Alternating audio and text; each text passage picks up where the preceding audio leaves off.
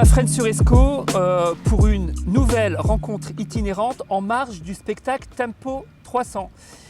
La compagnie Déracinez-moi a convié d'autres artistes à participer à cette magnifique aventure.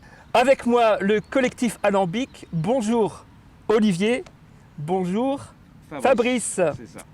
Vous êtes venu mettre en lumière la ville de Fresnes. C'est pas un jeu de mots. Vous êtes des distilleurs d'images, c'est bien ça, hein? C'est ce qu'on fait de la distillerie d'images, ça s'appelle le collectif Alambic, on distille de l'image, on distille de la lumière.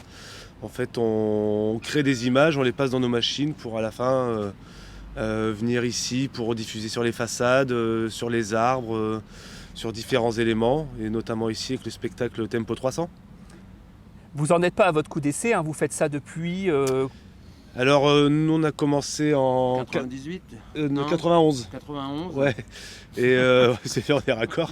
Voilà, on a commencé en 91, pas loin d'ici, à faire d'abord tous les deux de manière un peu comme ça, presque par loisir, quoi, pour un peu passer le temps et pour s'amuser un petit peu. Et puis de fil en aiguille, c'est devenu quelque chose de plus en plus important.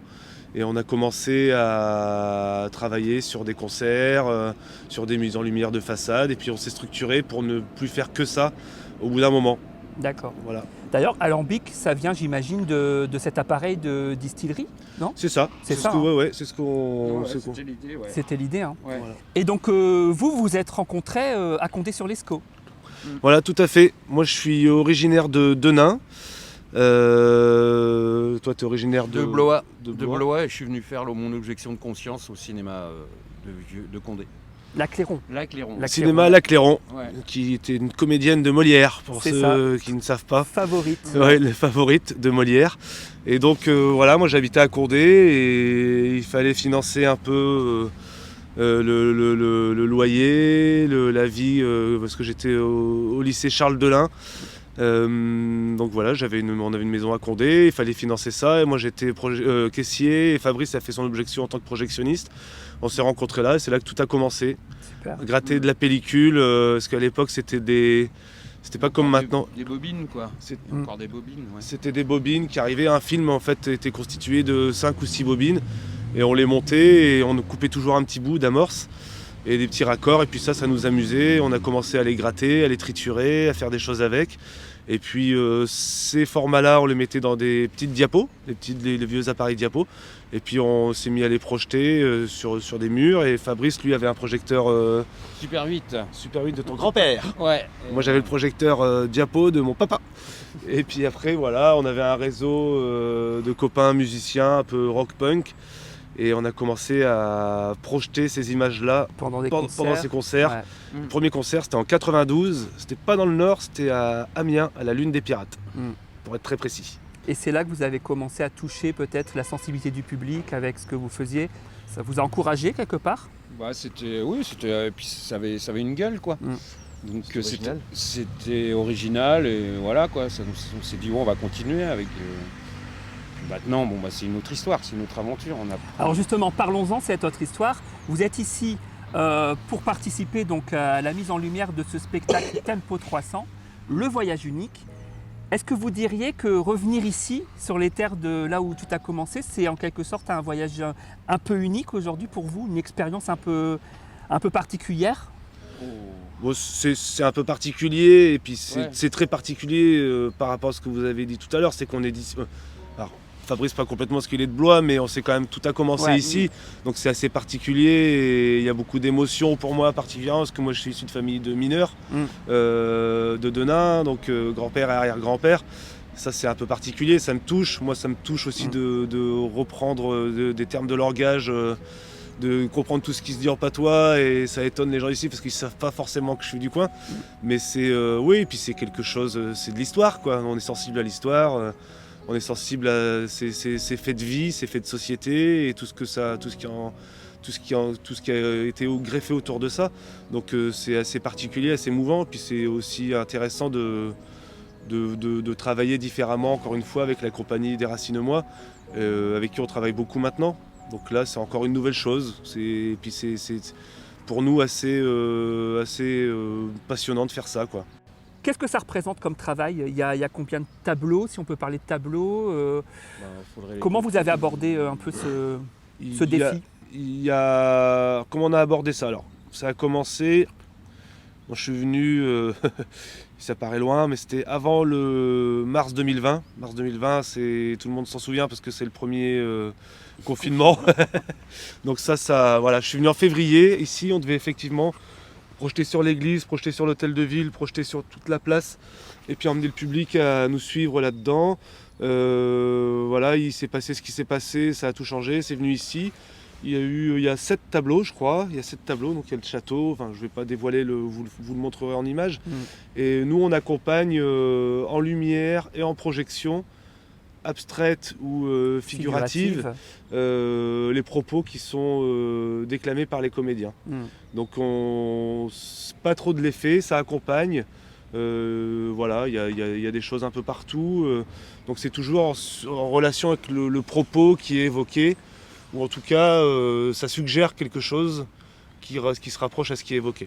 C'est ça. Et puis, il y a différentes structures. Là, on projette notamment sur les arbres quelque chose qui ressemble un peu à de la projection holographique parce que ça apparaît, ça disparaît. Vous verrez ça de vous-même. Je pense que c'est mieux. C'est difficile à expliquer en tout cas. C'est difficile. C'est vraiment particulier. Il faut le voir, quoi.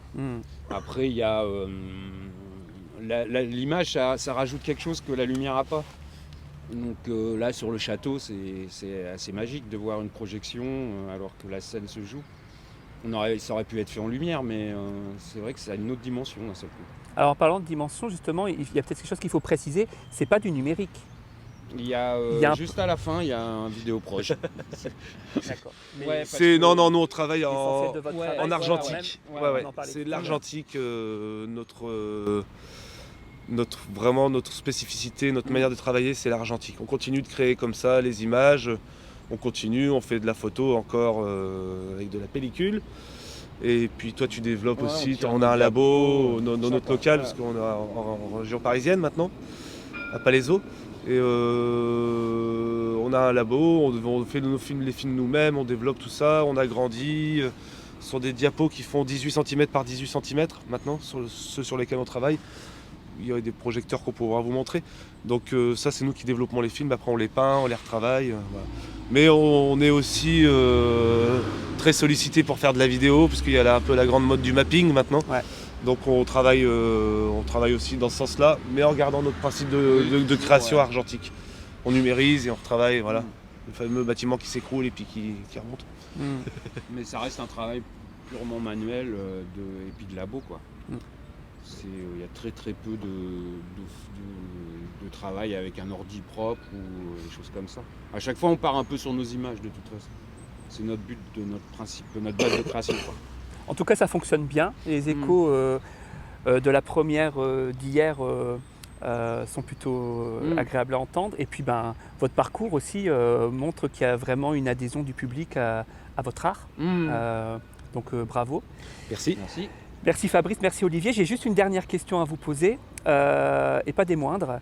Quand vous allez quitter Fresnes, quels souvenirs vous allez emporter dans votre valise de ce spectacle, de cette aventure? Bon, c'est une aventure humaine, en plus.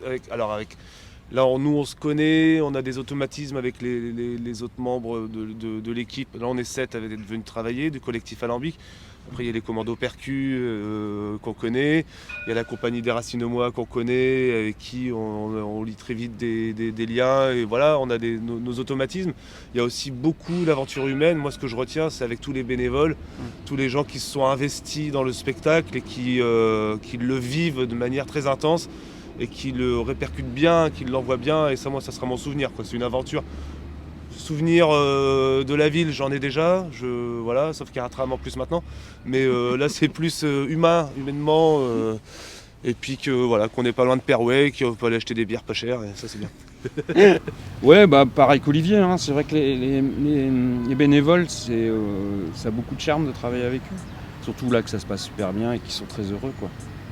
Donc voilà, c'est dans ce type de dimension que c'est intéressant de faire ces projets-là. Merci à vous. Merci.